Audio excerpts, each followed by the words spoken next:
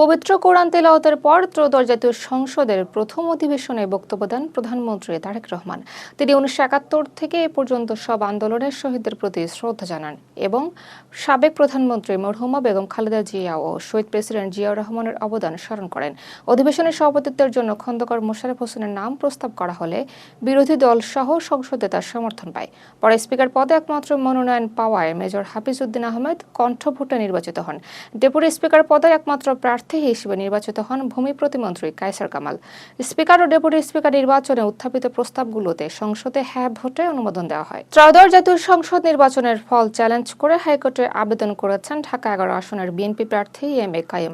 বৃহস্পতিবার বিচারপতি মোহাম্মদ জাকির হোসেনের একক বেঞ্চে শুনানি হবে। এই আসনে জয়ী হন এনসিপির আহ্বায়ক নাহিদ ইসলাম। এর আগে 30টির বেশি আসনের প্রার্থী আবেদন করেছেন। হাইকোর্ট ব্যালট সহ প্রয়োজনীয় সরঞ্জাম সংরক্ষণের নির্দেশ দেন। গণপ্রতিনিধিত্ব অধ্যাদেশের 49 ধারা অনুযায়ী এসব আবেদন শুনানি হচ্ছে। জাতীয় সংসদের অধিবেশন কক্ষে স্পিকারের চেয়ারের পেছনে কালেমা তাইবা লেখা আরবি ক্যালিগ্রাফি স্থাপন করা হয়েছে। প্রধানমন্ত্রী তারেক রহমানের নির্দেশে বুধবার এটি বসানো হয়। সকাল থেকে বিকেল পর্যন্ত সংসদ সচিবালয়ে অফিস করেন প্রধানমন্ত্রী।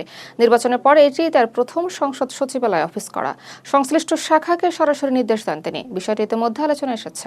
জাতীয় নাগরিক পার্টির মুখপাত্র আসিফ মাহমুদ সজীব ভুইয়া জুলাই সনদ নন নেগোশিয়েবল লিখে ফেসবুকে স্ট্যাটাস দেন। বুধবার রাত 12টার দিকে পোস্টটি দেন তিনি।